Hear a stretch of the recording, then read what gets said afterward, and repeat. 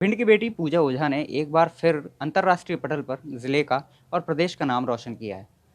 Uzbekistan में हुई Asian championship में कैनो एंड कयाकिंग के जो कॉम्पिटिशन्स हुए उनमें एक नहीं बल्कि 2 गोल्ड मेडल उन्होंने हासिल किए हैं। पूजा लौट कर घर आ चुकी हैं। हर तरफ बधाइयों का दौर जारी है।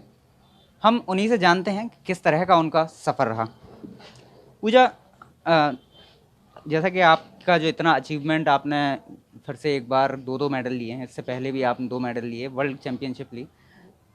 इसमें आपके दिव्यांग होने की अगर हम बात करें तो थोड़ा-सा बेईमानी होगी। आप तो ये बताइए कि क्या सोच कर के यहाँ से निकली थीं और जब फाइनल आउटपुट हाथ में है तो कैसा लग रहा है? जी, आपका सवाल सही है कि अगर हम दिव्यांगता को सामने लेके चलते तो आज शायद से हम यहाँ पे नहीं होते। और मैं जब यहाँ से शुरुआत में मैं जब भोपाल से भिंड से भोपाल के लिए निकली थी तो मेरे मन में कई तरह के सवाल थे कि मैं किससे करूँगी, किस तरीके से मेरा आगे चल के होगा। क्योंकि मैं ना तो कभी यहाँ से बाहर गई थी और ना ही मैंने कभी दूसरे राज्य में भी जाने की नहीं सोची थी। फिर मैं तो सीधा इंटरनेशनल गई थी। तो बहुत सारी कठिनाइयाँ आईं और मैंने उनको कई टाइम पे मैं बहुत लो फील भी किया मैंने कि नहीं अब छोड़ देते हैं। लेकिन नहीं, उस टाइम मैंने सोचा कि दिव्यांगता को ताकत बनाकर मैं इसको अपने एक लक्ष्य की ओर एक बहुत बड़ा दूंगी। और मैं आज जो मुझे ये मेडल हासिल हुए हैं ना, तो मुझे ऐसा लग रहा है कि जैसे उस टाइम पे अगर मैं हार जाती तो आज मैं यहाँ पे अपने ज़िले का और अपने देश का नाम नहीं रोशन कर रही होती, राष्ट्रपति जी से सम्मानित नहीं हो रही होती। तो दिव्यांगता कभी मेरे लिए अभिशाप नहीं हुई और हमेशा उसको ताकत के रूप में मैंने उसको प्रयोग किया है। तो इस बार जो आपका गेम्स था, उज़्बेकिस्तान में थे, कौन-कौन से ऐसे ये जो 2 मेडल हासिल किए हैं वो किस तरह से आए? जी। मैंने पैरा कैनो और पैरा कयाक में गोल्ड दोनों में गोल्ड लिए हैं। इसके लिए मैं पिछले 6 महीने से भोपाल में प्रैक्टिस कर रही थी और मैंने मयंक सर के मार्गदर्शन में और अनिल राठी जी के मार्गदर्शन में मैंने 6 महीने की ट्रेनिंग की। सुबह-शाम हम 4-4 घंटे की ट्रेनिंग करते थे। उसके बाद हम घर में जाके खाना भी बनाते थे खुद से। खाने बनाने के बाद शाम को सुबह प्रैक्टिस जाना। मतलब एक तरीके की 6 महीने हमने साँस भी नहीं ली। और हम उस इस तरीके से हमने हार्ड वर्क किया कि हम अपने देश के लिए मेडल लेके ही आएँगे। और इसमें हमारी फेडरेशन, हमारे जो कि हमारे भिंड से भी हैं कुछ, हमारे कलेक्टर साहब, एसपी साहब, हमारे संरक्षक जी, इन सबका हमारे इसमें साथ है मेरा। और मैं चाहूँगी कि अगर मुझे ऐसा ही साथ मिलता रहे तो मैं डेफ़िनेटली एशियन गेम्स में देश को गोल्ड मेडल दिलाऊँगी और अपने देश का और अपने भिंड ज़िले का नाम रोशन करूँगी। सभी भिंडवासियों का और मीडिया प्रभारियों का मैं दिल से धन्यवाद करती हूँ, जो मुझे इतना लाइक करते हैं, मुझे पसंद करते हैं। तो मैं सबका धन्यवाद करती हूँ। आप लोगों का साथ ऐसे ही रहेगा, तो मैं आगे चल के अपने देश के लिए एशियन गेम्स ही नहीं, ओलंपिक में भी मेडल लाने की पूरी-पूरी जी-जान लगा दूँगी। एक समय था गौरी सरोवर पर आप प्रैक्टिस करती जी, थी, उसके बाद भोपाल पहुँची। जी, आज स्पोर्ट्स अथॉरिटी ऑफ इंडिया आपके फ़ोटोज़ शेयर कर रहा है, जी, तो ये अचीवमेंट जब देखती हैं जी। तो मन में क्या क्या भाव आते हैं? ये बात आपकी सही है कि जब हम बड़े स्तर पे पहुँच जाते हैं तो हमें सभी लाइक करते हैं, जो नहीं जानता वो भी बधाई देता है। लेकिन हम जब नीचे स्तर से चलते हैं ना, तो उस टाइम पे जो हमारे इसके पीछे की जो कहानी होती है उसको कोई नहीं समझता।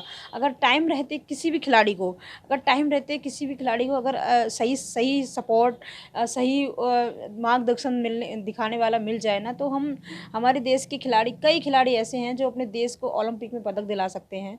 और मुझे अच्छा लग रहा है कि आज साईं मुझे सपोर्ट कर रही है और टाइम पे उन्होंने हमारा जितना सपोर्ट हो सकता है करते हैं। लेकिन मैं ये कहूँगी कि जब हम शुरुआत करते हैं तो कृपया सरकार से मेरी गुज़ारिश है कि उन खिलाड़ियों पे ध्यान दिया जाए ताकि वो देश के लिए अच्छा कर सकें।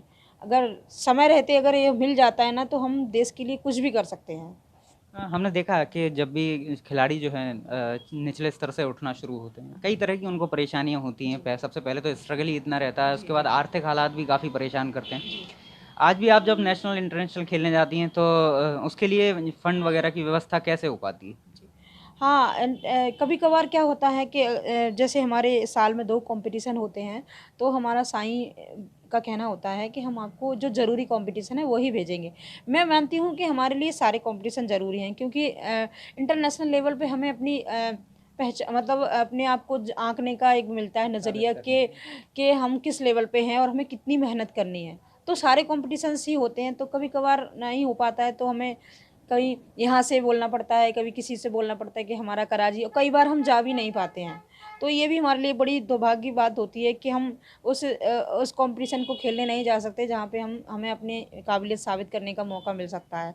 साईं अथॉरिटी साईं करता है, लेकिन वो भी क्या ना कुछ रूल रेगुलेशन रहते हैं उनके भी। तो उस हिसाब से मैं कहूँगी कि जब हमें फंड की ज़रूरत होती है तो कुछ ऐसे अगर थोड़ा-थोड़ा करके भी करेंगे ना तो हमारा जाना हो जाएगा और हम अपने आप को साबित करने जा पाएँगे बाहर। भिंड की बेटियों को क्या आप संदेश देना चाहेंगे? क्योंकि आप खुद एक आज रोल मॉडल बन चुकी हैं जी, इस जी। जिले के लिए। जी। मैं भिंड की बेटियों से कहना चाहूँगी कि किसी भी क्षेत्र में अगर आपको किसी भी क्षेत्र में रुचि है, चाहे वो पढ़ाई हो, चाहे वो खेल हो, आप उसमें आगे आइए और अपने आप को साबित करने का पूरा मौका दीजिए। और मैं माँ-बाप से भी कहूँगी, पेरेंट्स से भी गुज़ारिश करूँगी कि जैसे मेरे माँ-बाप ने मुझे इतना आगे आने दिया, आज मैं अकेली भोपाल में जाके रहती हूँ और मेरे माँ-बाप मुझे सपोर्ट करते हैं। अगर इसी तरह हर माँ-बाप अपनी बेटी को सपोर्ट करेंगे, दिव्यांग बेटियों को सपोर्ट करेंगे हालाँकि, तो हम देश के लिए कुछ भी कर सकते हैं और देश को कहीं भी अपने देश की छाप छोड़ सकते हैं। तो आप देख सकते हैं कि जिस तरीके से मेरे माँ-बाप सपोर्ट करते हैं, हर माँ-बाप सपोर्ट करेंगे तो हम भिंड का नाम विश्व पटल पे अंकित करके ही रहेंगे। तो जैसा कि पूजा ने कहा कि दिव्यांगता कभी आपके जो मनोबल है उसके आड़े नहीं आती है। बस आप सोच लीजिए कि जो आपको करना है, आप उसे ज़रूर कर लेंगे और ख़ासकर अगर माँ-बाप का सपोर्ट होगा, तो आगे आपका भविष्य एक अच्छे लेवल पर आप आगे देखेंगे। भिंड से पीयूष श्रीवास्तव, ईटीवी भारत।